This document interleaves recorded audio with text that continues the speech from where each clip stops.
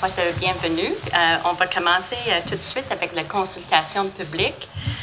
C'était pour l'avis pour la modification du règlement 305, révision des usages de services associés à la classe commerciale et services 1C1. Comme ça, là, dans ça, là, vous avez ça?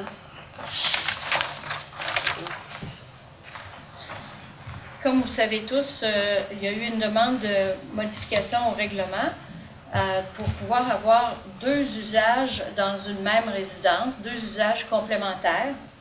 Alors, en réalité, ça va être un changement de terminologie qui va faire que si c'était un salon de coiffure ou un salon de beauté ou barbier, la terminologie va devenir service de soins corporels. Et donc ça va englober toute une série de soins corporels et il va pouvoir y en avoir deux qui vont être jumelés, peu importe, en autant que c'est permis dans cette zone-là. Donc, si c'est salon de coiffure, barbier, salon de beauté, salon de bronzage, salon de massage, ça va être autorisé. Donc, la consultation publique, s'il y a des gens qui ont des questions, vous pouvez les poser. Oui, M. Savard. Seulement deux usages pour une propriété? C'est ça que vous dites? Oui. Parmi ceux-là, vous avez nommé un peu. C'est ça. Ça peut être podologie, papier, c'est ça. C'est ça. Soin de beauté, ça englobe quelque chose? Pardon? Soin de beauté, ça englobe. Oui, c'est ça, mais c'est non médical. Oui. D'autres questions? Bon, ça conclut notre consultation publique. Merci beaucoup.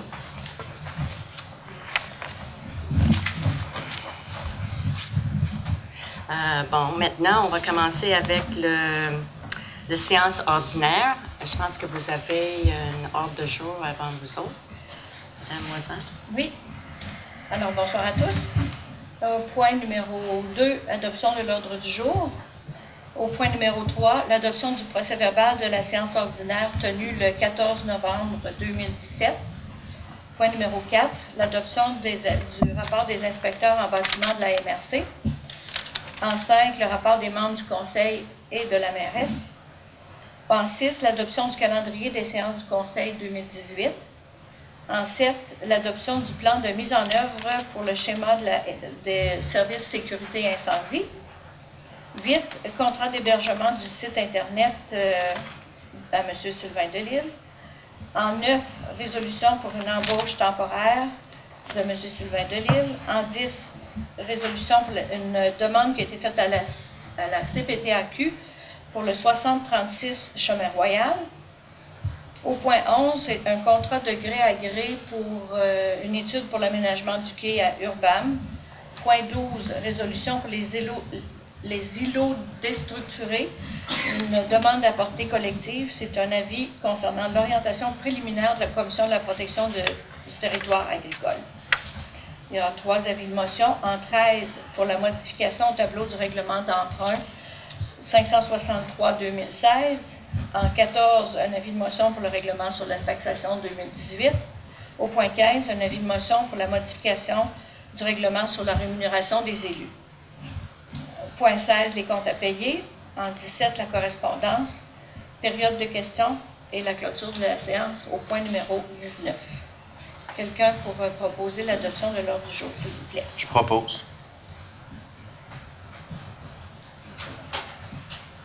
Merci. Quelqu'un pour proposer l'adoption du procès-verbal du 14 novembre.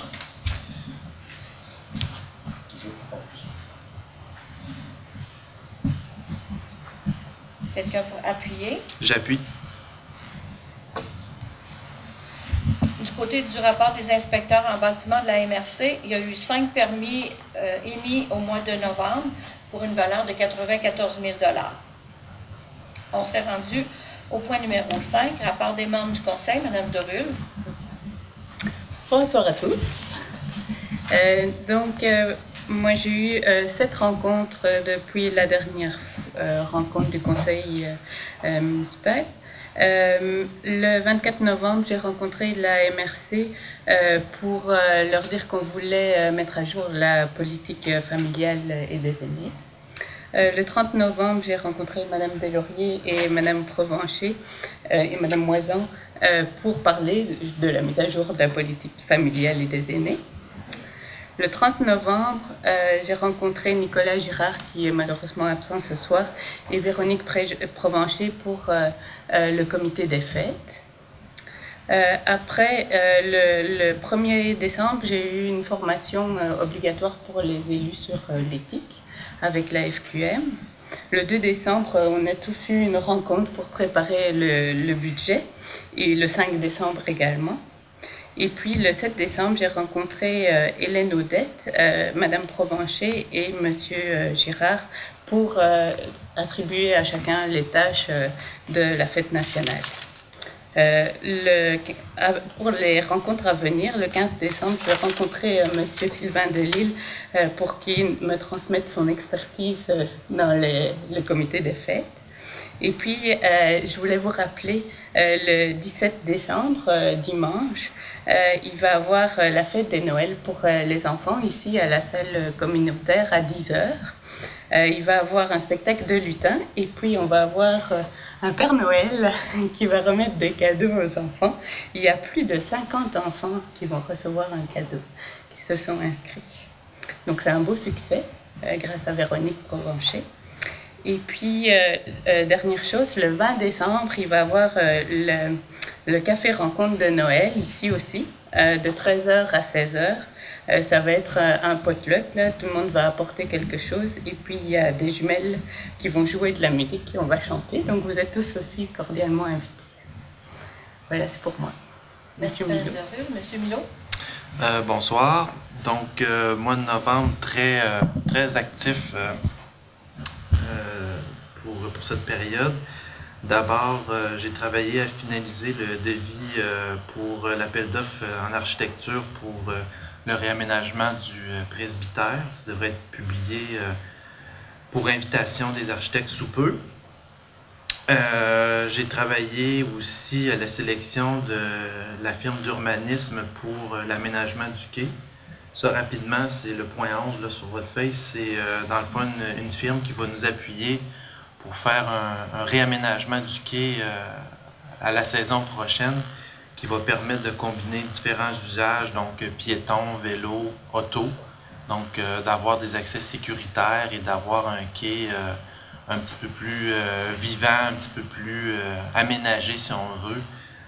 Donc la firme va travailler déjà pour nous soumettre une première version avant les fêtes d'aménagement qui sera commentée par les différents comités impliqués à ce niveau-là. J'ai eu une réunion au niveau ressources humaines le 27 novembre ici à la municipalité. Le 29 novembre, j'ai assisté à un premier CA avec Mme Deslauriers pour la marina, où on a appris le départ de 2 membres du CA. Donc, on va devoir travailler dans les prochaines semaines à regarnir le CA de la marina. J'ai aussi travaillé au dossier de la vente de l'ancienne mairie, donc pour fixer une valeur de vente. On va la mettre en vente dans les prochains jours. J'ai rencontré la firme d'urbanisme dont je vous parlais tantôt le 6 décembre au matin sur le quai pour faire les premiers relevés, puis présenter les besoins de la municipalité, les besoins initiaux. J'ai eu aussi, comme Mme Derulle, le budget toute la journée du samedi, le 2 décembre, 9h à 16h pour monter le budget, ainsi qu'une rencontre de finalisation du budget le 5 décembre au soir. Et vendredi dernier, j'ai travaillé sur, encore une fois, le dossier de l'aménagement du quai avec la firme Urbain. C'est tout pour moi. Merci. Merci, M. Milot. M. Nicolas Girard est absent ce soir pour cause de maladie, ainsi que M. Benoît Pouliot. Alors, ils s'excusent de leur absence. Monsieur Gosselin, s'il vous plaît. Oui. J'ai eu un mois de novembre moins actif que d'autres, mais j'ai tout de même suivi ma formation sur l'éthique. Et j'ai participé au budget le 2 décembre et le 5 décembre en soirée. Merci, M. Bertrand. M. Godbout. Oui, bonsoir tout le monde. J'ai eu plusieurs rencontres au cours du mois de novembre, dont une première avec Mme Moisan, en compagnie aussi de mon collègue Nicolas Giron, qui est malheureusement absent ce soir, pour faire le tour des dossiers que nous partageons, Nicolas et moi, en matière de culture, patrimoine, de tourisme, ce qui inclut aussi le village maritime et le parc maritime. J'ai eu une autre rencontre aussi avec la présidente du parc maritime, Mme Jeanne d'Arc de Lille, ici présente, et la directrice générale, Sylviane Pilote, rencontre avec M. Alain Winter, qui est mandaté pour produire un plan d'action pour le projet Saint-Laurent Village Maritime. Et le but de notre rencontre, c'était d'échanger sur les orientations du projet, de s'assurer qu'on comprend tous la même chose. Le plan d'action porte sur une période de 3 ans. Toujours avec la présidente du parc maritime et la directrice générale et un autre membre du conseil d'administration du parc, on a aussi passé en revue avec l'aide de M. Milot les plans de vie qui avaient été déposés par la firme DAD pour la construction du bâtiment d'un abri permanent au parc maritime. Et le but, c'était de passer tout le dossier en revue pour s'assurer qu'on va respecter les coûts qu'on avait prévus à l'origine, qui avaient malheureusement été un peu dépassés, mais que je pense qu'on va ramener dans les limites de ce qu'on avait prévu au début. Et le samedi 2 décembre, avec le reste des membres du conseil municipal, j'ai participé à l'exercice de préparation du budget, travail qu'on a fini le 5 décembre. Voilà, c'est le tour pour moi. Merci, M. Godbout. Mme Deslauriers. Bonsoir à nouveau. Moi, j'ai pris ma place à la table de conseil des maires à la MRC en novembre, puis comme ça, je l'ai aidé à monter le budget pour le MRC le 20 novembre, et puis on avait adopté le budget pour le MRC le 22 novembre. J'ai assisté à l'Assemblée générale de la bibliothèque ici le 24 novembre. Et il y avait 17 bénévoles présents cette soirée-là. Nous, en total, on est 21 bénévoles à le moment à la bibliothèque. J'ai rencontré avec M. Milo le conseil d'administration de la Marina. Comme ça, on est à choisir un autre citoyenne pour être membre de le conseil d'administration avant le 27 janvier. Et ainsi que j'ai fait le budget ici avec la municipalité le 2 décembre et le 5 décembre. Et c'est ça, comme ça, c'est tout pour moi pour le mois. Parfait. Alors, on est rendu à l'adoption du calendrier des séances du conseil pour 2018. Alors, les séances du conseil se tiendront le lundi, règle générale, débute à 20h, et ce sera aux dates suivantes. Ça va de toute façon être publié. Le 15 janvier, le 5 février, le 5 mars, le 9 avril, le 7 mai, le 4 juin, le 9 juillet, le 6 août, le 10 septembre, le 1er octobre, le 5 novembre et le 10 décembre, où est-ce qu'il y aura également une séance extraordinaire pour l'adoption des budgets et du plan triennal d'immobilisation, comme ce soir d'ailleurs. Alors, ça prendrait quelqu'un pour proposer, s'il vous plaît. Je propose. Merci. Appuyez par.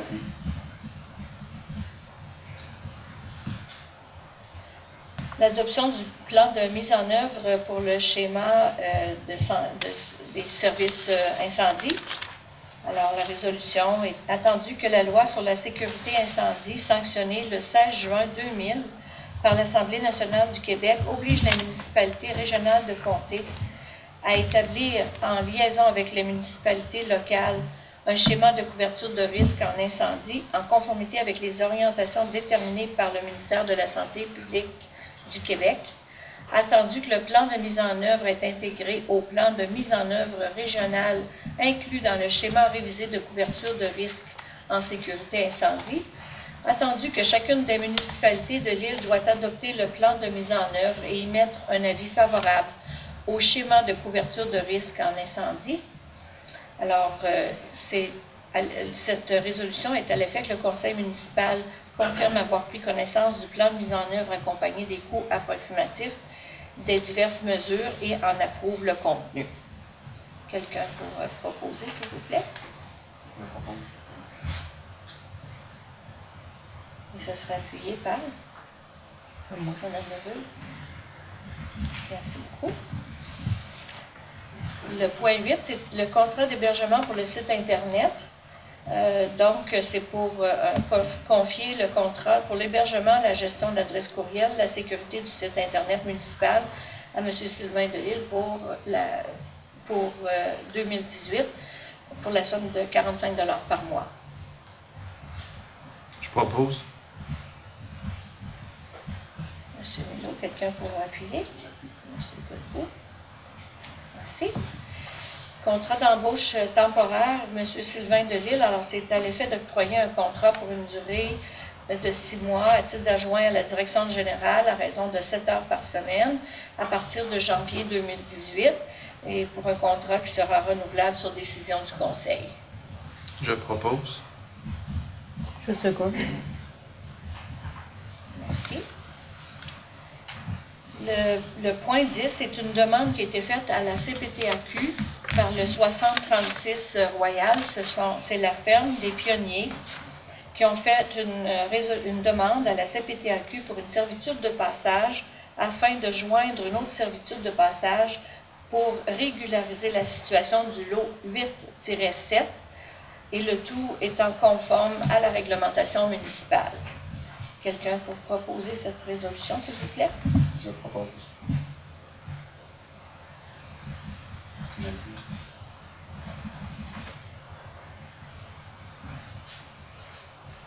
Alors ça, c'est une demande pour régulariser une situation, c'est qu'il manquait le chemin d'accès pour accéder entre deux propriétés n'avait jamais bénéficié de la servitude normale.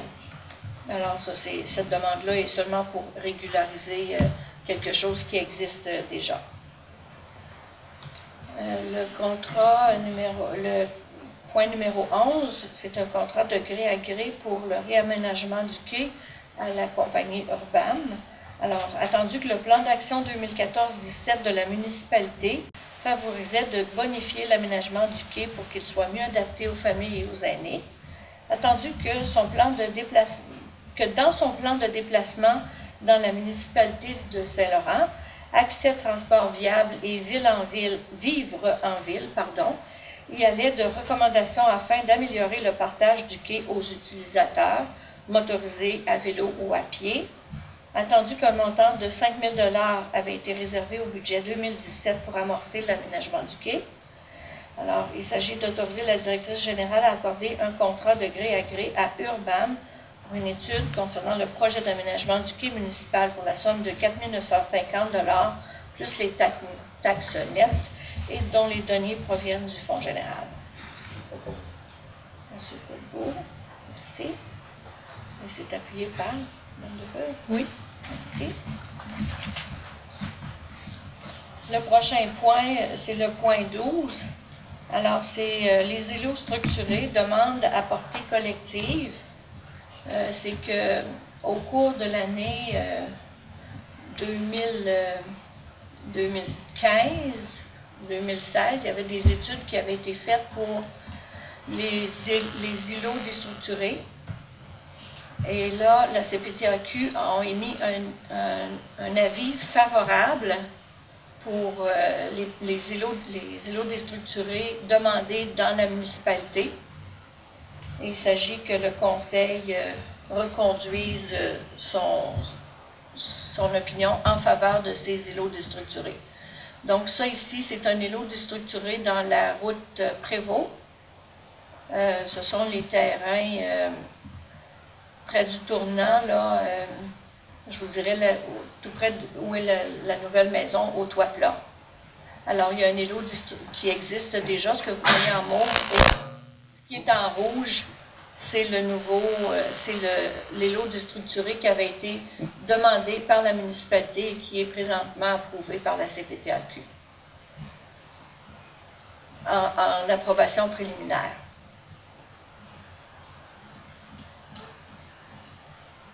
La prochaine demande, c'est une approbation partielle. On a coupé, ça a été coupé à la ligne que vous voyez en ce moment. Il y avait un triangle de plus qui avait été demandé, mais comme un îlot déstructuré doit se terminer, débuter et terminer par une résidence, bien, il n'y avait pas de résidence dans ce lot-là. La CPTAQ avait accepté cet endroit-là. Et ça, c'est au niveau de la ferme Orléans, exactement. Un petit peu plus loin, en allant vers l'ouest, c'est également un îlot déstructuré qui a été, ça c'est un tout nouvel îlot déstructuré chez M. Léonce Plante. Léonce Plante.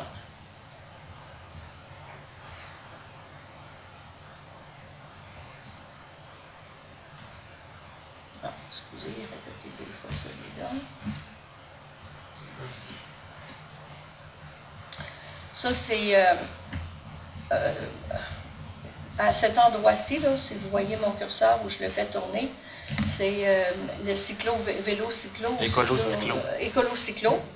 C'est situé donc en arrière de ça. Il y avait une petite tranche en triangle qui empêchait les propriétaires de vendre le terrain pour de la construction parce que la partie en mauve était déjà en îlot déstructuré. Donc, la petite pointe triangulaire en rouge va venir s'ajouter et permettre de vendre les terrains à cet endroit-là pour de la construction résidentielle.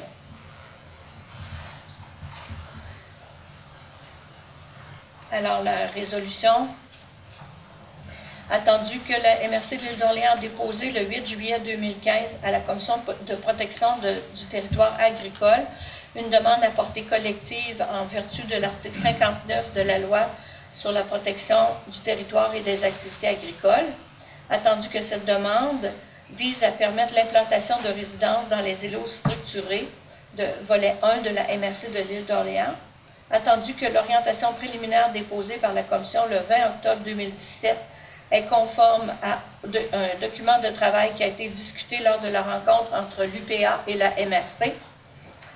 Alors, c'est de proposer d'adopter un avis favorable à l'orientation préliminaire déposée par la CPTAQ, donc Commission de protection du territoire agricole. Quelqu'un pour proposer, s'il vous plaît? Je propose. Et c'est appuyé par M. Gosselin. Le point numéro 13, alors c'est un avis de motion pour modifier le tableau qui est à l'intérieur du règlement d'emprunt 563-2016 pour ajouter la marina aux catégories d'immeubles et que 4 unités soient comptées pour le réseau d'égouts municipal. Je donne l'avis. M. Millot. Alors, pour vous expliquer un petit peu, vous savez que dans le réseau d'égouts, il y a un tableau dans le règlement, il y a un tableau qui disait entre autres qu'une résidence vaut une unité et qu'ensuite, par exemple, un appartement à l'intérieur d'un immeuble avec plusieurs logements, chaque appartement supplémentaire vaudrait 0,75 de une unité. Alors, pour une raison quelconque, la marina avait été oubliée de ce tableau-là. Alors, c'est pour rectifier les choses. L'autre avis de motion, c'est par rapport au règlement de taxation 2018. Alors, je donne l'avis. Parfait. Alors, Mme Derue donne l'avis à l'effet que le règlement sur la taxation 2018 sera adopté le 15 janvier lors d'une séance régulière du Conseil. Le prochain avis de motion est pour modifier le règlement sur la rémunération des élus afin qu'en cas d'absence de la mairesse pour une période de plus de 30 jours, une rémunération équivalente à ce qu'elle aurait gagné pour cette même période soit versée au maire suppléant. Je donne l'avis.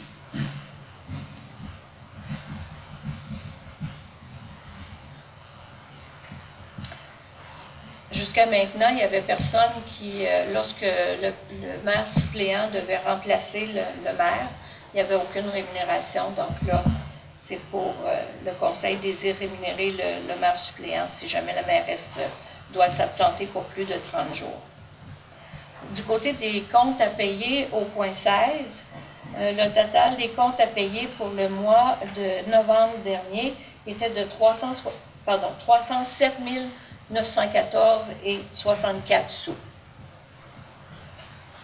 Ceci incluait, là, bien sûr, les comptes et les salaires. Quelqu'un pour proposer l'adoption? Je propose. Merci. Quelqu'un pour appuyer? J'appuie. Au point 17, on a reçu un courriel aujourd'hui d'une citoyenne qui s'oppose à la...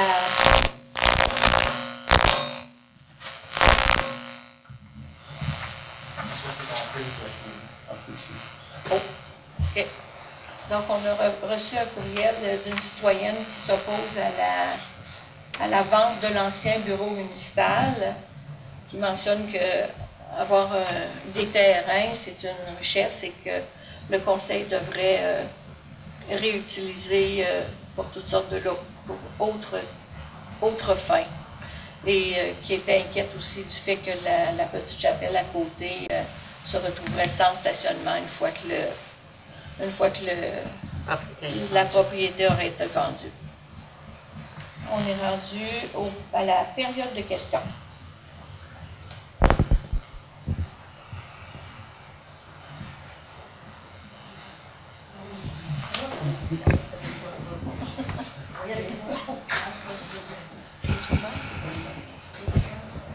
Moi, je connais pas ça, mais îlot destructuré, va-tu le dire?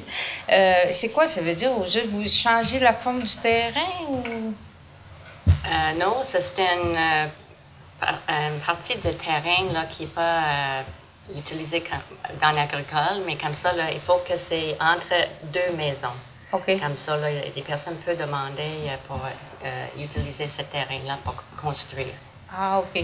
Puis où les vélos, là, la vieille bâtisse au coin des chalets, ça va-tu être débâti, ça, cette affaire-là? C'est en train de tomber en ruine ou? Bien, parce que là, vous parlez d'un terrain aussi. Bien, ça, c'est un droit acquis, mais... c'est un droit acquis, ça? Oui, c'est ça. Comme ça, pour ça tombe en ruine, mais il n'y a rien là. Ce bâtiment-là est déjà en îlot déstructuré. Si vous voyez sur le plan... Oui, ça, vous avez dit, oui. En mauve. Oui. Bon, c'est ça.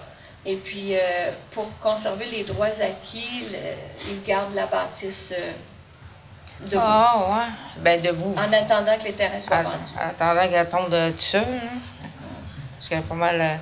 Puis là, je voulais savoir aussi, ce sera pas long les questions pour M. Delisle. Vous l'employez, c'est-tu le point 9 et le point 8, c'est ensemble? Ou, non, ou c'est différent? C'est deux points différents. Okay. Actuellement, M. Delisle est engagé pour héberger toutes les choses informatiques. Mm-hmm. Mais en janvier, il va être engagé une journée par semaine pour aider avec le site web de la municipalité ainsi que d'autres dossiers qu'il y a besoin d'aide. Ah, OK. Puis, comme ça, qu'est-ce que vous allez faire pour la personne qui a demandé de ne pas vendre l'ancienne bâtisse municipale? Prenez-vous ça en considération ou si vous êtes passé outre puis vous dites on vend pareil? Bien, on a eu plusieurs mondes qui disent qu'il faut vendre l'ancienne mairie. Comme ça, là, on va prendre ça en considération.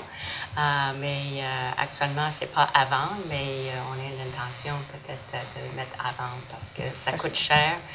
Il y a beaucoup de rénovations à faire. Et puis, ça va coûter plus cher aux citoyennes si on garde cette expression. Puis, ça veut dire que si vous vendez, il n'y a plus de stationnement pour la petite chapelle. Ça, j'ai compris? Mais actuellement, ils utilisent cet stationnement-là pour la petite chapelle, là, mais ça, peut-être avec notre village maritime, quand tout le monde va commencer à marcher un peu partout dans le village, là, ça va être une bonne opportunité de visiter tous les commerces un après l'autre. Ah, OK. Puis si jamais vous vendez cette bâtisse-là, les groupes Vous allez où pour se réunir ici? Mais vous savez qu'on avait acheté le presbytère, puis actuellement, on va Ouais, faire avant qu'il soit un plan fait, de technique fonctionnelle, c'est ça? PFT. Oui. Et puis, on va voir comment on peut utiliser l'espace. Comme ça, avec cet espace-là, plus ici, on va être capable de laisser les personnes avec leur cours et tout ça utiliser cet espace-là. Mais supposons que vous le vendez avant que le presbytère soit prêt. Mais il faut qu'on ait bien organisé pour le faire. Ah, OK. Bon. Puis c'est quoi? C'est OK. Y a-t-il d'autres questions, Mr. Savard. Je voulais simplement savoir, vous avez établi sûrement un taux horaire pour M. Delisle, là, qui va jouer le rôle d'assistant directrice ou? Non, assistant adjoint. Adjoint. Oui, c'est ça. Mais comme ça, ça va être... c'est confidentiel. Ah, OK. Les salaires à la municipalité sont confidentiels, là. Il y a seulement le salaire de la directrice générale qui n'est pas confidentiel. Les autres salaires sont... Ah, je pensais que comme un conseiller... Ah, vous voulez dire les employés. Les là. employés. Les conseillers. En ce moment, on a une personne qui fait 4 jours comme adjointe. La 5e journée, on a une 2e personne. Et les besoins avec tous les projets de la municipalité font qu'on a besoin de comme une 6e journée. 7 heures de plus par semaine. Donc, ça veut dire on va être rendu à 42 heures par semaine. Non, j'approuve la nomination de M. Delisle, là, parce qu'il a vu son expérience en plus auprès du conseil. Là, je trouve ça correct. Mais merci beaucoup. Merci. Puis peut-être les îlots déstructurés, quand on parle de celui-là, est-ce que le terrain qui est là appartient à la même personne qui possède la bâtisse au bord du chemin? En ce moment, oui. Oui? Oui, ça, c'est une même propriété ici. OK. Puis le but, probablement, de ce propriétaire-là, lui, c'est de pouvoir vendre des terrains, puis éventuellement même vendre ce terrain-là. Il faut qu'il garde... Je comprends pas pourquoi il faut qu'il garde sa bâtisse debout pour conserver son droit acquis, compte tenu que c'est un îlot déstructuré. Est-ce quelqu'un qui peut m'expliquer pourquoi il y a une obligation de garder sa bâtisse debout? Parce que si c'est pas juste un droit acquis, c'est un îlot vraiment déstructuré, ça. Bien, c'est deux choses différentes. Les îlots déstructurés, les droits acquis, là, ça, c'est pour pouvoir construire sur ce terrain-là. Oui. Mais lui, il est déjà construit là, puis il pourrait construire d'autres choses là. Il n'a pas besoin de garder sa vieillerie là. Oui, c'est pour son usage commercial. Ah, c'est pour garder son usage commercial. OK. Merci, M. Delisle, de votre éclaircissement. Merci. Alors, moi, pour le moment, je n'ai pas d'autres questions. Y a-t-il d'autres monde qui en a? Oui, bien, c'est parce que vous avez dit que l'îlot déstructuré avait été modifié pour qu'ils puissent vendre les terrains, mais ils ne sont pas déjà en vente depuis déjà X années? Ils sont. Et dans ce coin-là, ils sont à vendre, là, mais les autres îlots ne sont pas à vendre. Non, mais je parle de celui, mais oui. il est déjà c'est déjà en vente, les terrains? Il essaie, oui, à vendre. OK, donc, c'était pas nécessairement pour lui permettre de les vendre. Non. Bien, j'ai compris que vous aviez dit que la forme de l'îlot déstructuré avait été modifiée pour qu'il puisse vendre les terrains. J'ai mal compris? Bien, en fait, non, vous avez bien compris. Ça permettait de rendre la vente plus facile. Vous donner des dimensions Oui. intéressantes. Oui.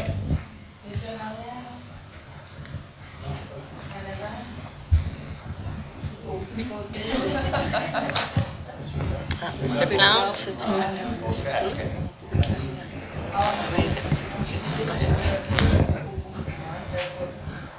Oui, mais pour revenir tantôt, là, vous disiez qu'on ne connaît pas les salaires. C'est parce qu'à la Ville de Québec, on ne connaît pas les salaires du monde, mais on connaît les salaires des... Non. On connaît les salaires selon la fonction qu'ils ont. On sait les salaires des employés municipaux à la Ville de Québec en tant que Fait que je vois pas pourquoi qu'on ne sait pas dans les municipalités. C'est parce qu'en réalité, ici, il y a juste un employé par fonction. Fait que c'est pour ça que c'est très facile de mettre un nom à la fonction. Ouais, mais en ville aussi, je veux dire, si tu sais que tes boueurs, tous les boueurs ont le même salaire, tu sais le salaire de les boueurs, tu sais le salaire de l'autre. Hein? On n'est pas censé pouvoir ajouter, selon l'accès à l'information, on n'est pas censé pouvoir ajouter un nom à un salaire. Et puis, il y a des échelons également. Puis nous, ici, il n'y a pas d'échelon. OK. Ça se peut parce qu'en ville, il y a des échelons de les employés. Mais ici, on n'a pas. OK. L'autre fois, je jasais avec un pompier. Je suis en train de me faire un garage avec un plancher chauffant. Je jase avec un pompier de même. Il me dit que à la nouvelle caserne, ils ont installé un plancher chauffant, mais qu'ils ne l'ont pas mis en fonction. Puis qu'ils ont installé d'autres choses à la place. Ils ont mis tout le tuyau, mais qu'en dernière minute, ils l'ont pas. Peux-tu savoir pourquoi? M. Milo répondre à votre question. Puis j'ai quelques questions qui vont suivre après. Bon, ça, je vais essayer de l'expliquer une fois pour toutes, là, parce que ça doit faire 3 ans que ça nous revient, puis que les pompiers nous reviennent avec ça. On va mettre ça clair. Non, moi, c'est pas les pompiers, c'est parce que j'en pose un quand j'en fais quelqu'un, j'ai su que vous saviez ça. Vous faites bien de poser la question. Okay. J'espère que les gens qui nous écoutent à la télé vont le voir. Quand on a fait l'agrandissement, on a coulé une dalle de béton. Oui. On a décidé à ce moment-là de faire l'enfouissement du tuyau, c'est du tuyau à demi-pouce, dans la dalle, pour un plancher radiant futur. Il n'y a jamais été question à ce moment-là de faire un plancher radiant. Par contre, on sait très bien que si on coule un béton, c'est fini après ça. On ne peut pas refaire le radiant. Donc, on s'est dit, pendant les travaux, même si on n'avait pas le budget pour avoir l'installation de chauffage, on va passer le tuyau, c'est pas beaucoup plus cher, ça va être fait. Puis un jour, quand on fera un projet de modernisation du système de chauffage de l'ensemble de la caserne, on inclura un système qui va permettre de chauffer le radiant. OK. C'était quoi la différence? Vous avez mis des chaufferettes au plafond? Oui. C'est quoi la différence de prix? Une chaufferette au plafond, c'est à peu près 600$. Le système radiant, actuellement, le raccordé, c'est 2 à 3 000 $, avec les pompes, les thermostats, les circulateurs, le header, c'est 2 à 3 000 $. À l'époque, quand on avait fait le projet, ce n'était pas prévu. Le conseil aurait pu décider de rien mettre. On n'aurait pas eu les questions qu'on a eues pendant 2-3 ans. Pourquoi qu'on ne l'a pas raccordé? L'explication, c'est parce que le béton, quand on le coule, on ne peut pas le refaire 2 fois. C'est ça l'explication. Je me demandais pourquoi que vous aviez mis du tuyau, mais pas le système. Parce que du béton, ça ne se coule pas 2 fois. OK. Et l'autre côté, il y a un système air chaud. Il y a juste traverser des docks dans ce cas-là. Parce qu'on ne peut pas faire ça, il y a une intégrité coupe-feu. Il y a une intégrité coupe-feu à observer. Le bâtiment, là, ce que vous ne savez pas, c'est que c'est 2 bâtiments. Ouais. L'agrandissement, c'est un autre bâtiment. C'est un mur extérieur, puis il y a une intégrité coupe-feu à observer. On ne peut pas passer un conduit comme ça demain. Si on fait ça, ça prend des volets coupe-feu.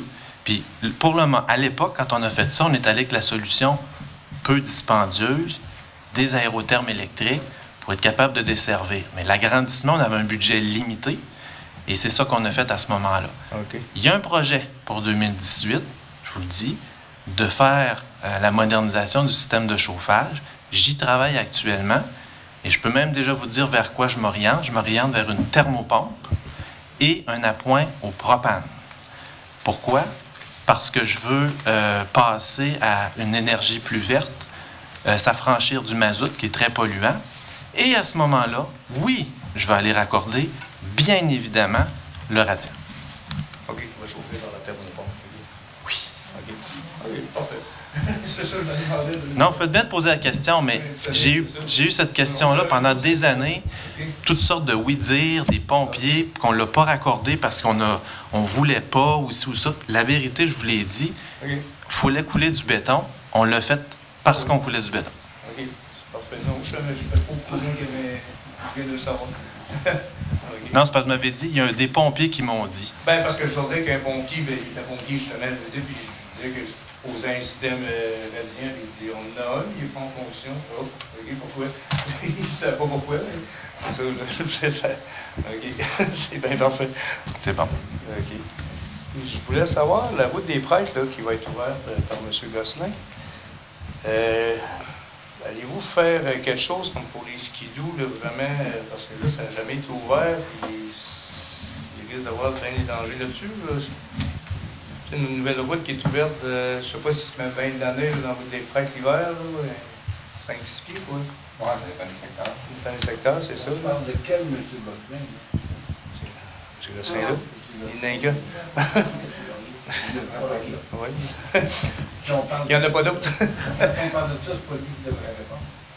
C'est pas une résolution ou un règlement, à ce moment-là, il peut répondre. Ouais. Non, mais c'est pour ça. Non, mais moi, je la pose à n'importe qui. Non, j'essaie juste savoir, je dis, va-tu avoir des avertissements, mettons, de vie, ça va être dangereux, parce que je sais qu'il y a des skidoo, ils en passent partout, là, des jeunes, puis n'importe quoi, puis va-tu avoir des... Je sais que je l'ai mis dans ma vie. OK, va-tu écrire dans le journal autour de l'île aussi, annoncé, ou... On peut le mettre dans le journal autour de l'île. OK. Non, mais tu pensais avant qu'il y ait un skidoo qui est dans le fond de l'île. Puis, je me posais une question, je ne sais pas, les négociations, c'est quoi, là, mais vous ne l'ouvriez pas parce que le printemps, pour pas qu'elle se brise, puis ça ne venait pas à bout de s'ouvrir. Là, en étant ouverte l'hiver, elle va geler. Fait que le printemps, y a-tu des ententes avec si ça se brise, comment ça marche? C'est-tu la municipalité ou c'est-tu M. Gosselin qui a des... Je réponds. Parce qu'on sait qu'une route qui est ouverte à votre vie, Monsieur Miller, vous pouvez répondre. Quand on a eu la demande, ce qu'on a demandé à M. Gosselin, c'est qu'effectivement, vous avez raison, au printemps avec le dégel, il y a la question du poids. La raison parce que le fond n'est pas fait pour ça. C'est une route de terre sur laquelle il a été déroulé une couche d'asphalte. Alors, il n'y a pas de fondement sur cette route-là. Il n'y a pas d'assise. Donc, ce qu'on a demandé à M. Gosselin, c'est qu'il n'y ait pas de passage de fardier pendant les périodes critiques, justement pour ne pas abîmer la route durant ce temps-là. C'est à quoi il s'est engagé par rapport au nombre de livraisons, au poids des fardiers qui vont passer dans les périodes critiques de dégel. Bon, mais les œufs, c'était chaque semaine. Là. Il ne peut pas faire des œufs. Ben, ce qu'il nous a dit, c'est qu'il pouvait faire des livraisons de grains principalement. C'est pas les œufs, c'était le grain. À des périodes, donc devancer des livraisons, faire en sorte que dans la période de dégel, il y ait plus de camions, mais moins lourds, comme il se fait ailleurs. On va être formé pareil au monde ordinaire. Oui, il va y avoir la barrière formée. De toute façon, c'est un cul-de-sac à ce moment-là. Bon, regarde, le bois un cul-de-sac, le monde, ils vont je comprends, mais oui. La barrière ouverte, ils vont passer. Là. La réponse est oui, elle va être fermée. OK. J'espère parce que. Parfait. D'autres questions? Bon, mais ça, c'est... Oui, M. Delisle?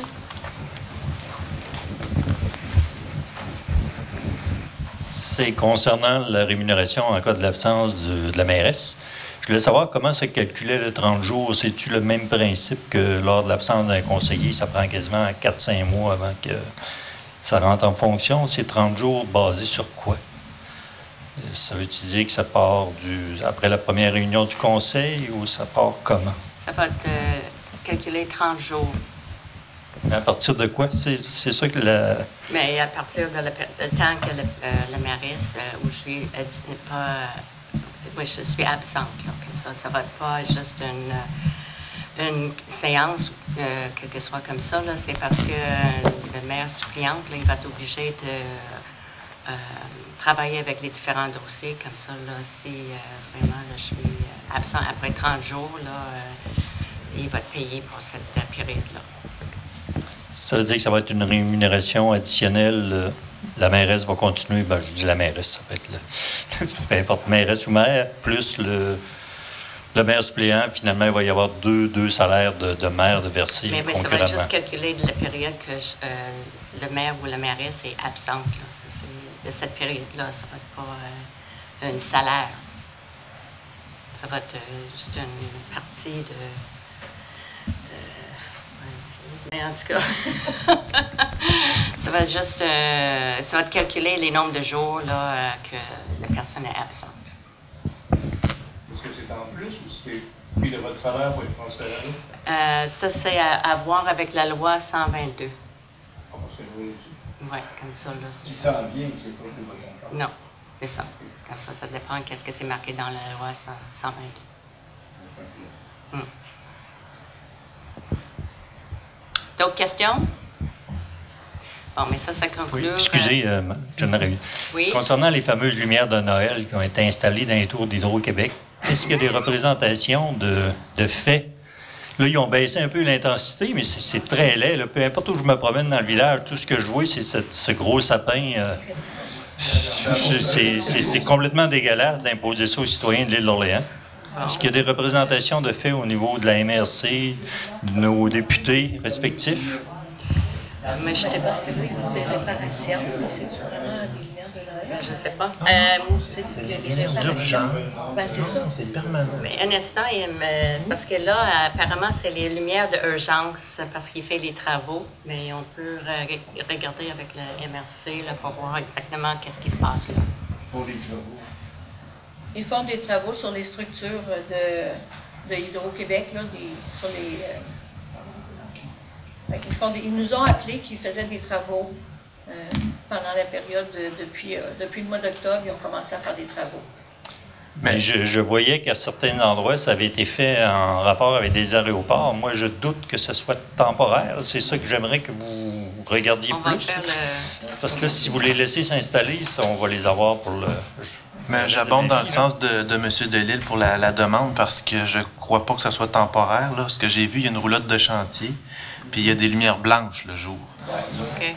Donc, moi, je les ai dans ma fenêtre. Là. Donc, je peux vous dire que c'est très laid, puis ça ressemble pas à du temporaire à la hauteur qu'ils sont allés les installer. Là. C'est noté. Je vais vérifier. Merci. D'autres questions? Oui, M. Plante.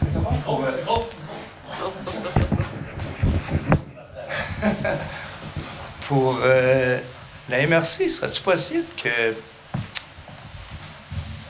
voyons, pour les Google Maps, que ce soit, parce que tout le monde qui vient à l'île, là, les adresses, ça ne marche pas, ils ne sont pas connectés là, encore avec nous autres. Là. Depuis qu'ils ont changé les adresses, là, le monde cherche, là, ben, c'est bien beau que j'ai beau lui dire là, que chaque municipalité a une adresse différente, mais s'ils regardent sur le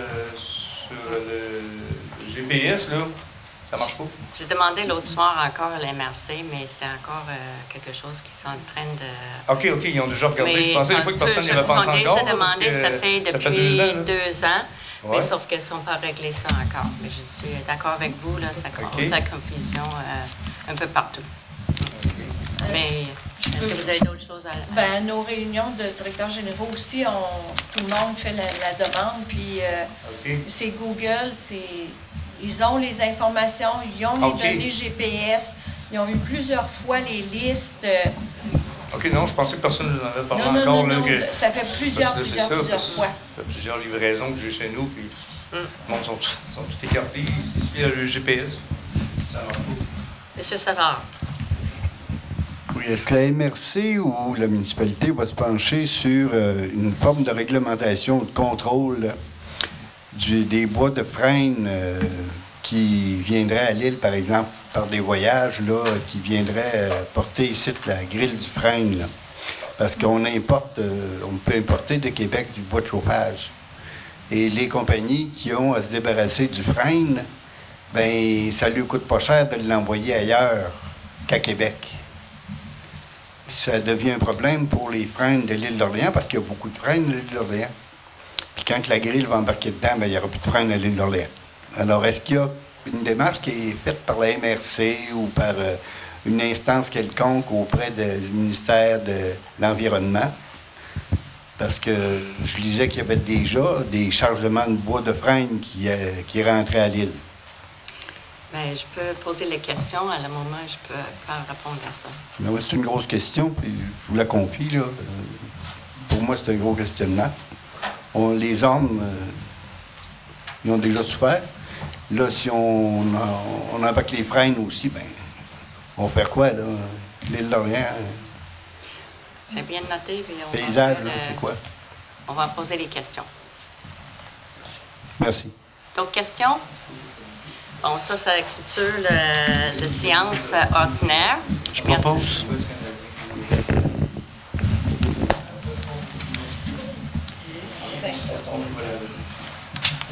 Maintenant, on va passer à la séance extraordinaire pour adopter le budget de 2018. je laisse la parole à Mme Voisin. Je pense que je laisse l'ordre du jour sur la table. Je sais qu'on a juste 5 points, mais c'est juste pour noter. Qu'est-ce que... Sur la partie. On va afficher ici en haut, là.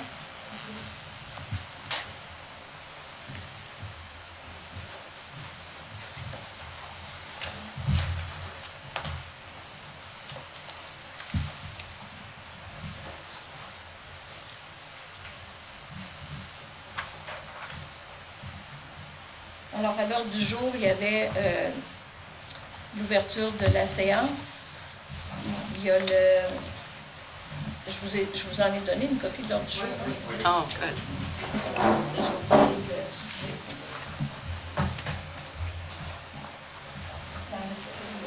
Oui, merci. Ah.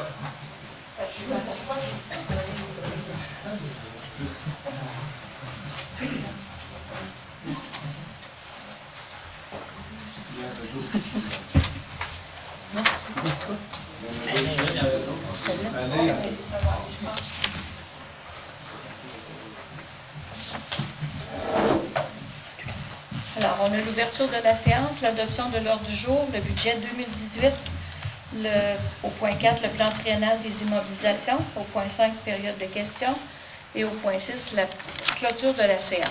Je propose. Quelqu'un pour approuver l'ordre du jour, appuyer l'ordre du jour, oui.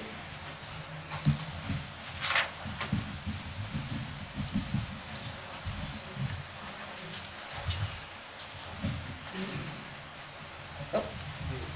Non. OK.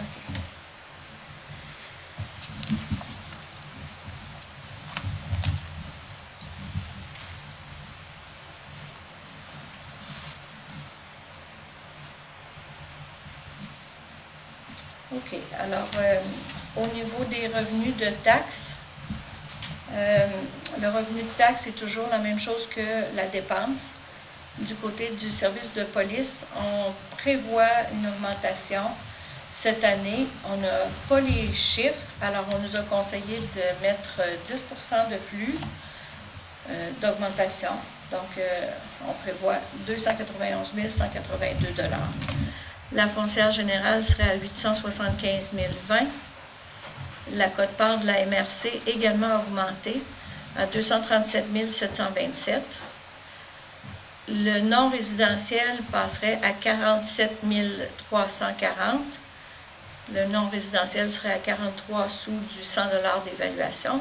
La communauté métropolitaine de Québec, on sait que ça va être vraiment dans le voisinage de 15 000 $. Donc, les taxes sur la valeur foncière, 1 466 070 $. Est-ce que vous voyez bien en arrière? C'est pas si pire. On peut peut-être... Est-ce que c'est l'écran ou c'est pas assez gros? OK. Alors, du côté des matières résiduelles, ça c'est pour les vidanges, les ordures, ça passe à 167 510 $. Du côté des vidanges des fosses septiques, à cause des désaffectations de fosses pour les égouts, on a augmenté les montants, tant pour les vidanges de fosses septiques que pour le traitement des égouts à la Ville de Québec. Donc, mais ça, c'est une dépense et un revenu qui s'équivalent également, monté à 63 000 $. Déneigement de la rue des Sorciers, on a eu une hausse, ça faisait 3-4 ans que c'était au même prix, 6 505 $. En ce moment, pour le secteur desservi par l'assainissement des eaux usées, c'est 108 000 $ que ça va coûter aux résidents du secteur qui doivent en payer 88 %. L'explication... Non, ce sera pas long, on va grossir un petit peu.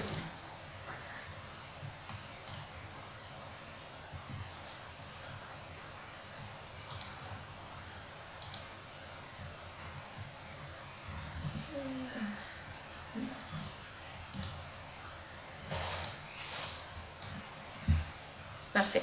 Alors là, les dépenses de fonctionnement pour l'année, devrait être, voyons, pardon. C'est les dépenses de 32 000 $, il y a de la formation de 2 800 $, ainsi qu'une portion du salaire des employés du département de la voirie, donc 41 911 $. Le remboursement de capital est de 305 000 $ selon les règlements les emprunts permanents qui ont déjà été faits. Les remboursements d'intérêts pour les frais de financement sont à 149 910. De ces deux montants-là ici, il y en a, on attend un remboursement de 373 000 $, grosso modo, du MAMO, qui rembourse environ 82 %. Ce qui veut dire que la part municipale est de 123 795 $ pour 2018. Il y a 12 % qui est facturé à l'ensemble de la municipalité, 14 855 $, qui ça s'en va dans la taxe foncière générale. Et pour le secteur, 88 % des citoyens, les citoyens du secteur qui vont payer 88 % du montant, donc c'est 108 939 $, 940 $. En ce moment, les unités qui ont été calculées pour le nombre d'unités qui sont calculées, c'est 230,2 unités. Je vous ai parlé du tableau tantôt dans le règlement d'emprunt 536-2012. Alors, 230,2 unités ont été calculées. Donc, de ce 108 000 $-là, en ce moment, avec les emprunts et les dépenses qu'on a en début décembre, le coût individuel pour une maison, c'est 651,22 $ par unité. Par année. Par année.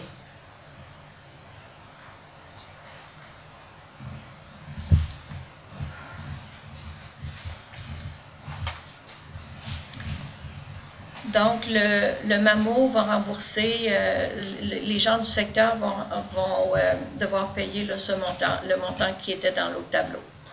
Du côté des taxes, des compensations de taxes, on a 8 088 $ qui inclut l'école secondaire, le bureau de poste, etc. Le remboursement du MAMO est 373 026 $, comme était prévu dans le tableau que je viens de vous montrer. Les autres services rendus, tant au niveau des services incendie que compensation roulotte, là, on a augmenté vraiment les revenus pour les vidanges des fosses, mais c'est un revenu et une dépense qui s'équilibrent. Donc, tous ces services rendus équivalent à 177 610. Les droits de mutation, le Conseil reste toujours assez prudent d'année en année, 60 000 $, sauf qu'il faut noter qu'en ce moment, cette année, on est au-dessus de 105 000 $ de droits de mutation.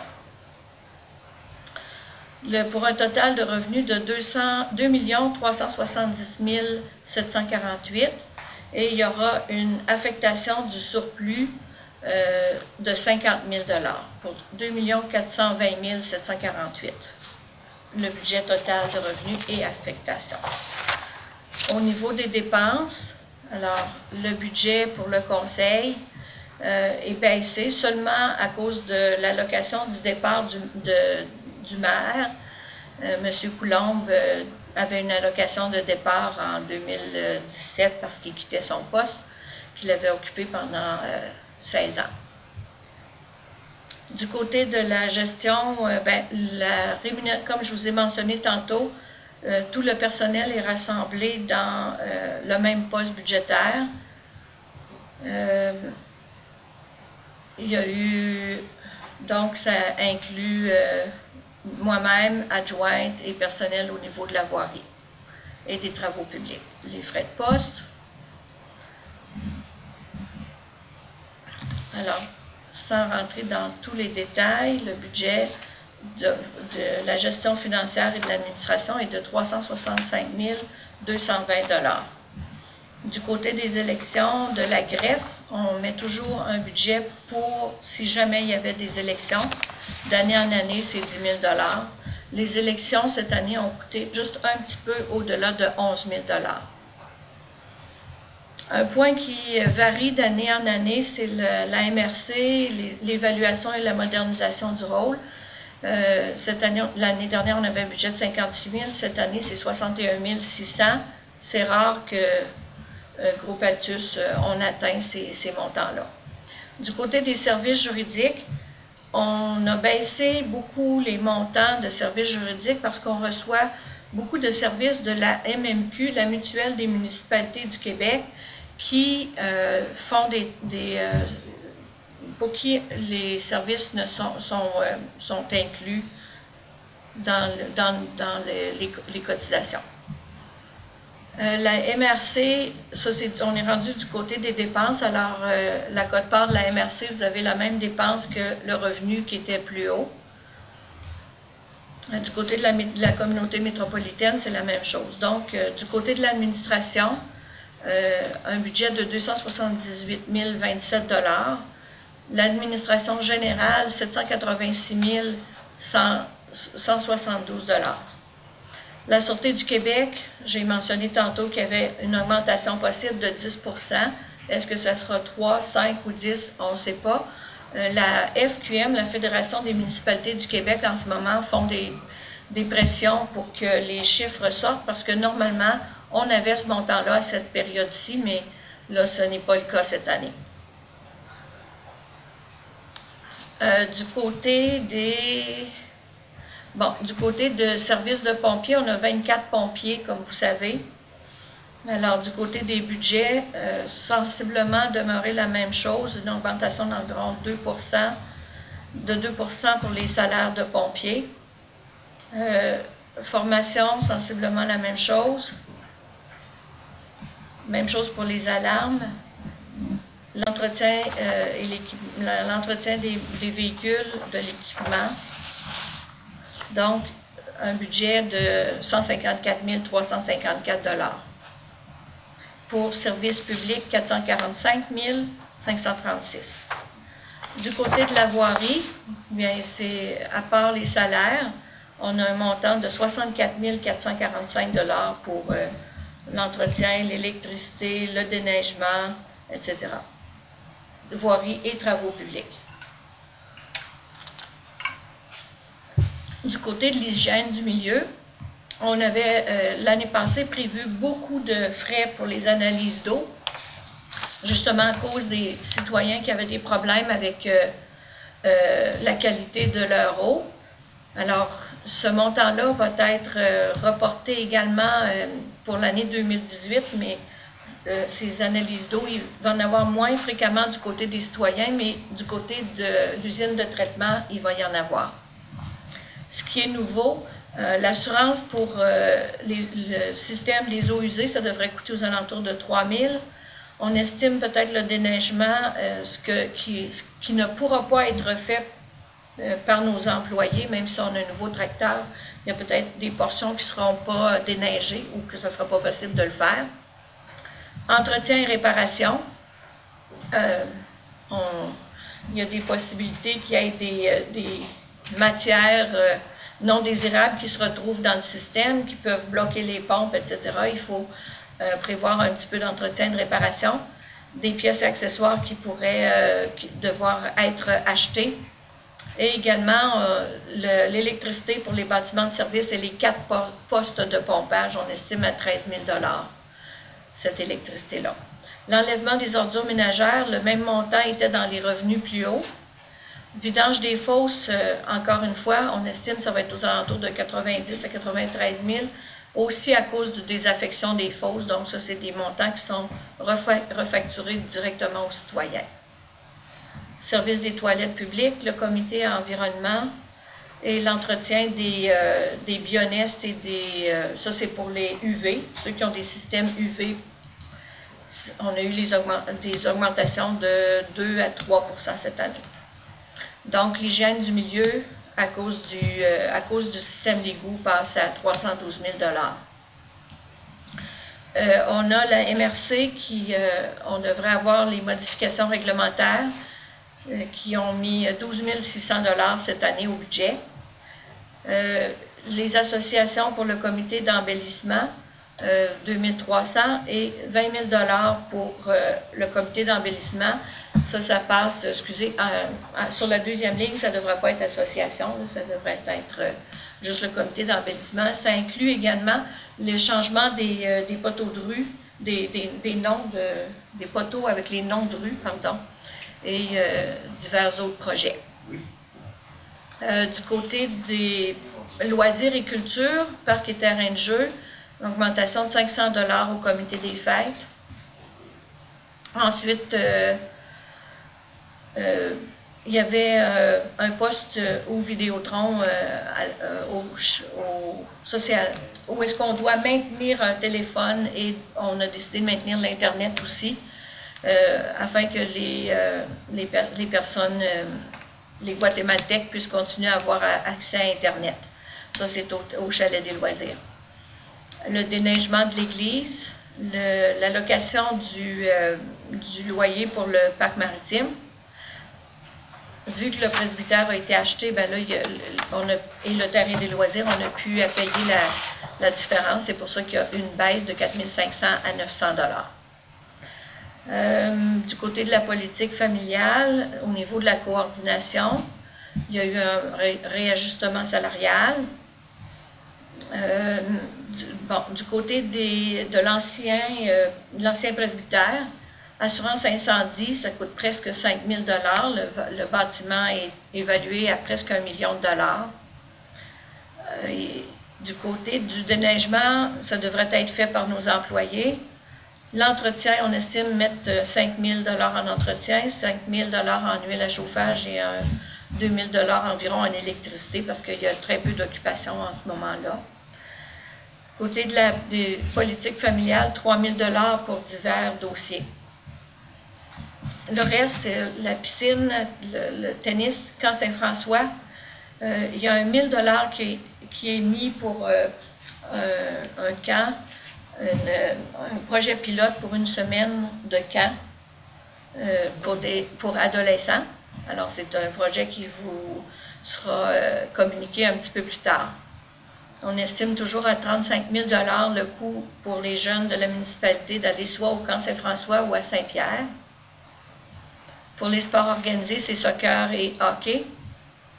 Et pour la piste de ski de fond, ben là, l'entretien diminue un petit peu parce qu'il y en a beaucoup qui a été fait déjà l'année dernière. Donc, de ce côté-là, du côté des parcs et terrains de jeu, 181 743 $.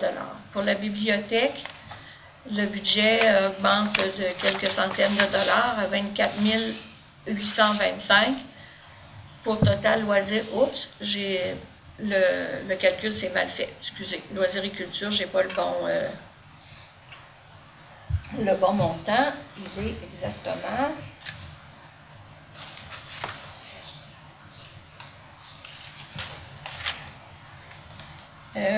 206 568.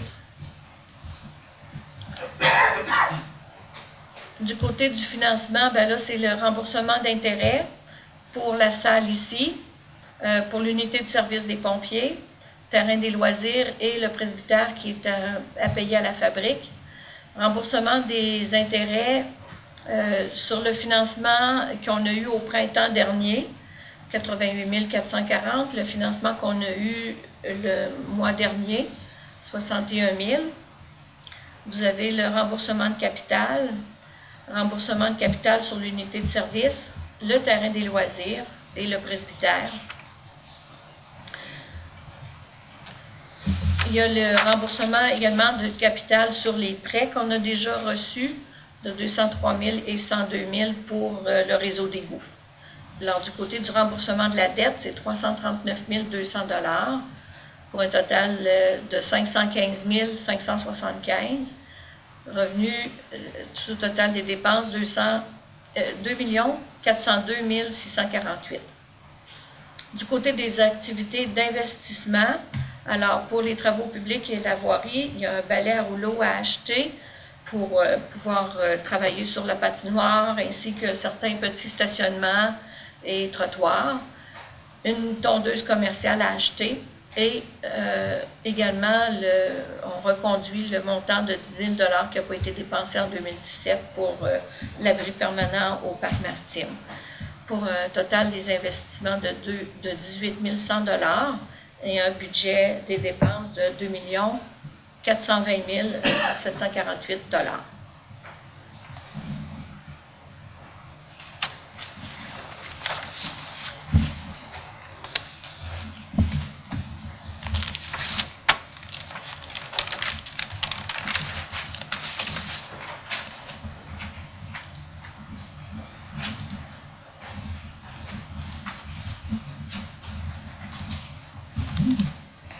Alors, du côté du plan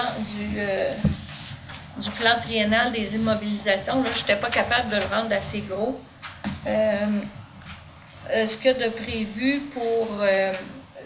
il y a toujours l'assainissement des eaux usées qui se poursuit encore pour 1 an ou 2 ans à venir, le temps que tout soit réglé.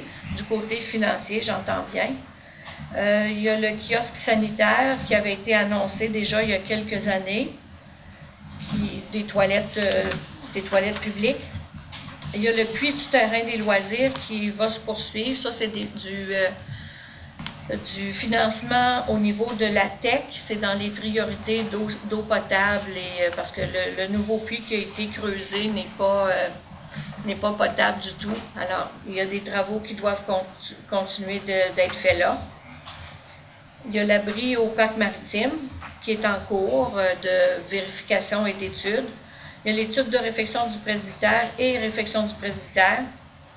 Dans le schéma d'aménagement et l'entente, il y a le camion citerne et c'est camion citerne et pompe.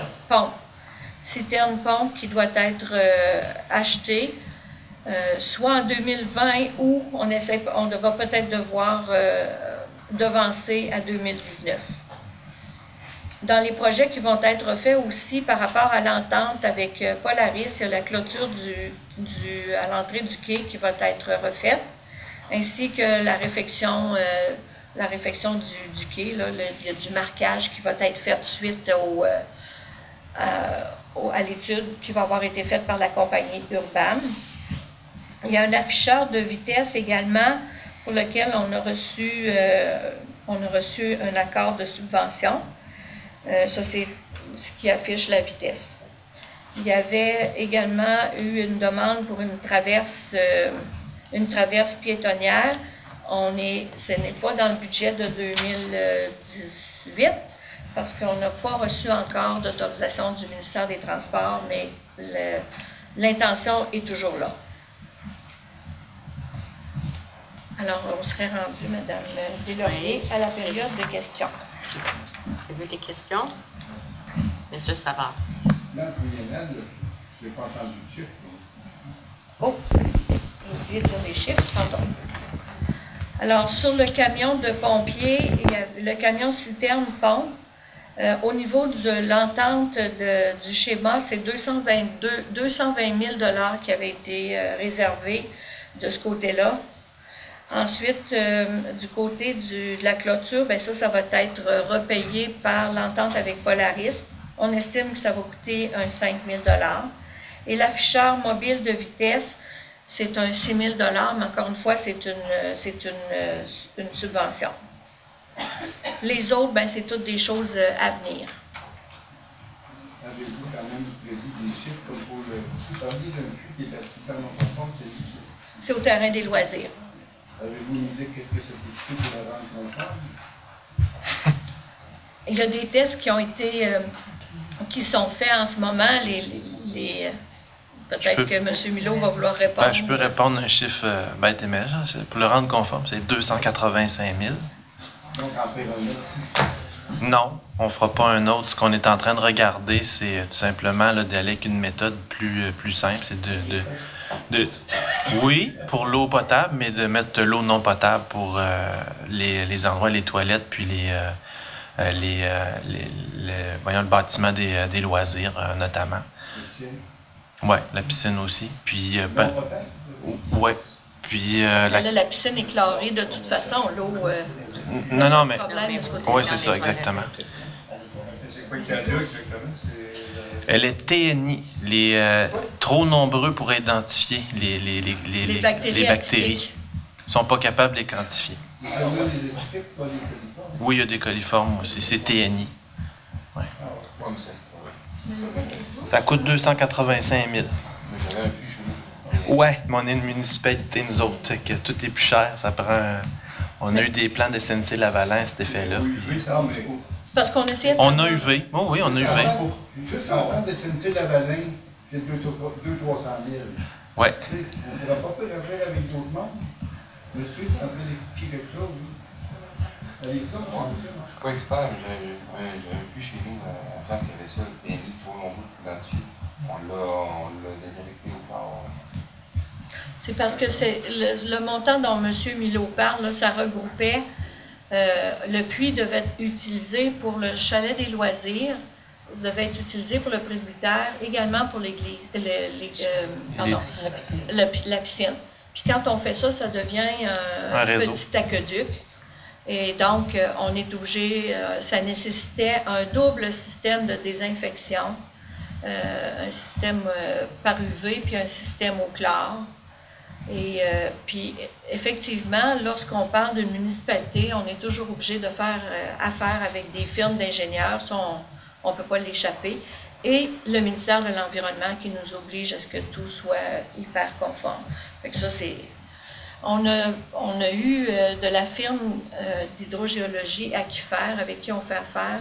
On a eu une série de tests. On attendait les bouteilles. Ça fait déjà plusieurs semaines que les bouteilles étaient demandées pour qu'on puisse faire les tests appropriés. On les a reçus la semaine dernière, donc on attendait au-dessus d'une vingtaine de bouteilles. Les tests ont été faits, c'était retourné à la compagnie et là on est en attente pour savoir du côté du presbytère quel sera le type d'eau qu'il y a au presbytère, puis si ça, qu'est-ce qu'on va pouvoir faire avec ces différents puits-là. OK. On a eu d'autres puits au presbytère. Oui, également. Un puits qu'on a fait creuser dernièrement ou qui était existant? Non, l'an dernier. Au presbytère. Donc, on a fait creuser... Au presbytère, vous voulez dire? Au presbytère, il était existant. Il était existant. Et là, on attend les résultats de l'analyse, c'est ça que vous nous dites, pour le presbytère. Oui. Ce puits-là fournissait-il la piscine aussi, celui du presbytère? Non? OK. Espérons que les résultats vont être bons. C'est gagnant. Moi, c'est un rapport aux eaux usées. On a le déneigement qu'on fallait payer pour où sont les bassins. Il y a l'assurance, l'entretien, les réparations, les pièces, l'électricité que ça va coûter pour les bâtiments. Ça va être reparti de la même façon que l'emprunt qui a été fait. Ça va être reparti de la même façon. 88 % pour les résidents, pour ceux qui sont desservis, et 12 % pour les autres. Ça va être reparti de la même façon? Oui. OK. Merci. J'ai oublié de montrer. Est-ce que vous voulez que je montre le tableau? Vous pouvez montrer le tableau, oui, parce que ça peut donner une idée.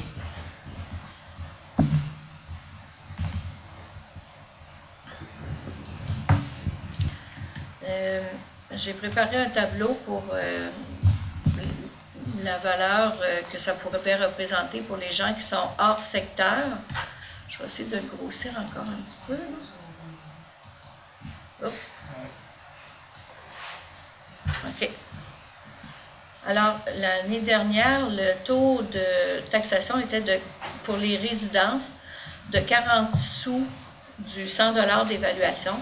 Ça va passer cette année à 43,66 sous du côté des foncières.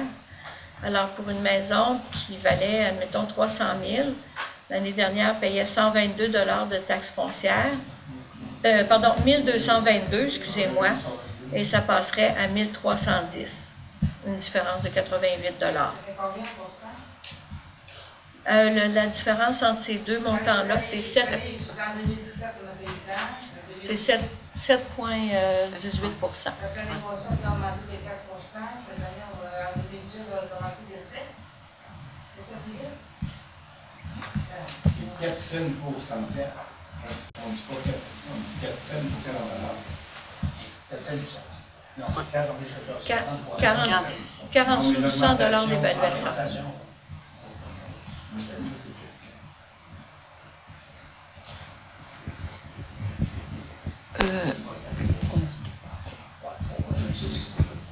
Mais ça, c'est pour les en dehors. Non, je du parle en secteur. pourcentage, 7 % de l'augmentation. Mais pas là-dessus, là, par contre. Non. OK? Le secteur, est-ce que- Non, secteur, je l'ai pas. Mais parce que j'ai le montant. Je l'ai montré tantôt, le secteur ici. Pour l'assainissement, le secteur, c'est tout le même montant, mais selon le nombre d'unités. Alors, pour une unité, en ce moment, ça coûte 651,22 $. Mais si j'ai bien compris, c'est entretien. Oui, parce que le montant d'entretien est calculé aux dépenses de fonctionnement. Ça veut dire que si jamais ça coûte moins cher d'entretien, il y aurait un remboursement? Tu ris-tu? Je sais pas comment ça fonctionne. De toute façon, Bon, on va rajouter on à va la le suivre baisse. d'année en année. On va rajouter à la baisse. C'est ça.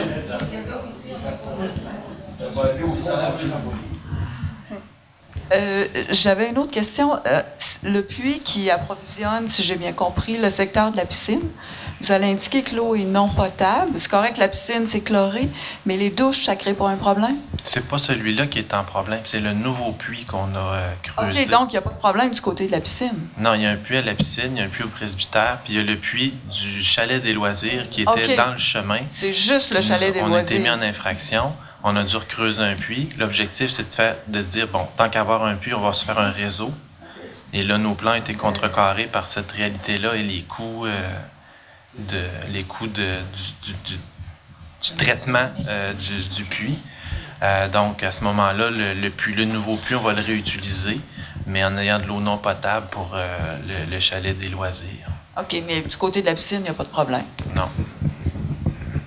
C'est au niveau du presbytère, là, les tests qu'on fait, c'est pour savoir si on peut réutiliser nos droits acquis de ce puits-là, parce qu'actuellement, selon la réglementation, il y a le jus de mort qui rentrerait en conflit avec ce puits-là. Désolé, mais c'est ça. En fait, l'idée de faire un réseau, il faudrait revenir dessus.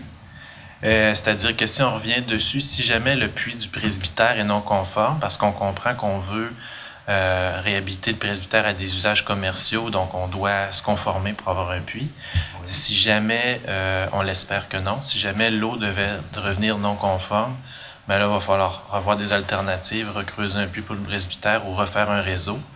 Mais là, on a une problématique avec notre puits qu'on vient de faire creuser l'été passé.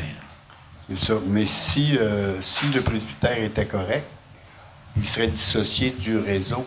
Il n'y aurait plus de réseau du tout. Il n'y aurait plus de réseau, hein? Non. Mais je pense que le problème, c'est le réseau. Le problème principal, ça a l'air d'être Ben, c'est le puits qu'on a fait creuser qui ne nous permet pas de faire le réseau qu'on souhaiterait. Que vous pensiez faire. Qu'on pensait faire. Ça n'a pas déjà été tout installé, c'est dans un réseau. Il n'y a rien de fait. Il y a juste un puits avec un bouchon. Tant mieux. Tant mieux. Merci. J'ai une autre question concernant les coûts. Là, on dit 651,22 $ en plus sur les taxes par habitation ou par unité. Là. Et j'ai entendu Mme la directrice dire pour les dépenses à date. Alors, est-ce que ce montant-là va changer dans les années qui viennent? Il risque fort d'augmenter jusqu'à quoi? Bien là, en ce moment, les dépenses ne sont pas tout à fait terminées. On a encore des factures qui rentrent. Je pense que ça ne sera pas une augmentation faramineuse, mais il y a encore des factures à rentrer. Il y a des puits à rembourser. Il y a des gens qui ont des problèmes avec leurs puits. Donc, le ministère des Transports vont payer 40 %. Nous, on en paye encore 60 %. Il y a des dossiers qui vont se régler seulement au printemps ou à l'automne prochain. Okay. Pourquoi qu'on payerait 60 % alors que c'est eux autres qui ont fait le trouble en faisant le chemin? C'est selon les ententes qui ont été... toutes les ententes avec le MTQ sont comme ça. Il y a aussi du côté du MAMO qui, eux, remboursent une partie du 60 % qu'on doit payer, mais selon certains autres critères. Mais vous n'êtes pas en mesure de nous dire à quoi on va s'attendre sur les prochaines années. Là. On s'en va vers 800, 900, 1000, 1500, 2000, 2300? Pour l'instant, je ne peux pas dire, là, mais ce qui avait été estimé lors je veux juste que vous disiez de quoi. Je voudrais juste que vous nous disiez là, qu'on ne s'en va pas vers au-dessus de 1000, par exemple, par année de taxes de plus. Ben là, j'ai pas l'impression, là, parce qu'on a déjà ça a toujours été un bon montant de l'emprunt qui est déjà réalisé, des dépenses qui sont faites. Les chèques ne sont pas partis encore, d'après ce que j'ai compris? Ah oui, oui. Il y en a beaucoup qui sont Il y en a beaucoup de parties. payés depuis 2 ans, oui. Vous l'avez retenu un peu, quand même? Oui. Oui, parce que On a encore des retenues. avoir des choses à pour régler. les déficiences. OK. OK. Bonne chance. M. Coulomb? Non, c'était juste un commentaire. C'était juste un commentaire concernant le puits des loisirs. Le puits des loisirs qui a été creusé au niveau physico-chimique, l'eau est excellente. La qualité de l'eau, il n'y a pas de fer, il n'y a pas de magnésium. Puis la quantité d'eau est un puits qui déborde. Malheureusement, au niveau des coliformes fécaux, c'est affreux. Puis la solution qui nous avait été amenée par les ingénieurs, ben, c'était une solution pour un réseau. Puis, dans ce dossier-là, il faut dire que la firme d'ingénieurs ne nous a pas consultés avant de donner le rapport. C'est tout ce que je voulais dire concernant le puits des loisirs. Merci. Merci. Il me semble que ça nous soulage un petit peu d'entendre ça, là, si le réseau n'est pas encore fait. Puis tout ça, là, tu sais. C'est encore à un, oui. Bon, moi, j'ai fini pour ma part pour le moment. Est-ce qu'il y a d'autres questions? Mais pourquoi finalement il y a autant de coliformes fécaux dans ce puits-là? Ça vient d'où? En haut. Ben, ça vient des terres. Ça vient des... Oui, ça vient.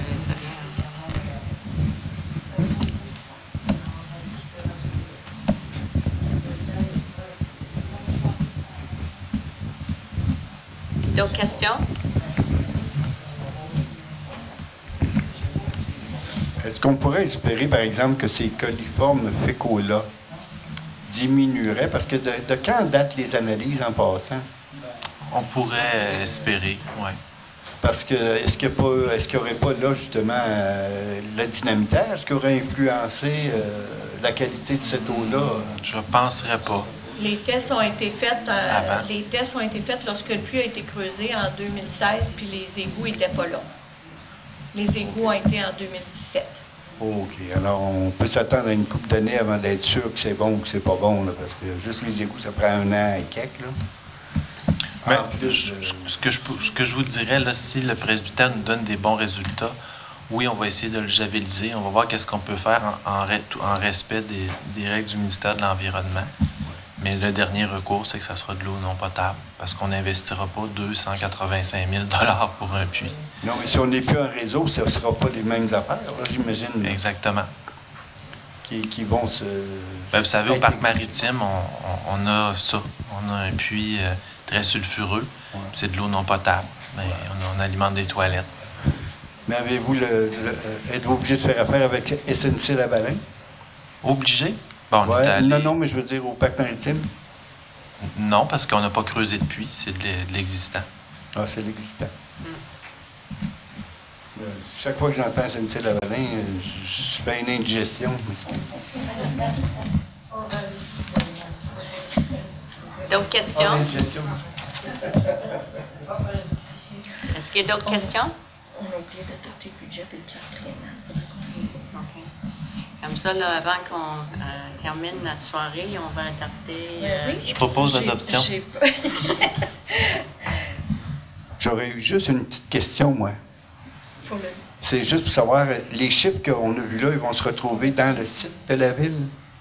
Oui. Oui? Oui. À brève échéance? Ou? À brève échéance. Merci. Merci. Sylvain va saluer. Oui. Pour le plan triennal.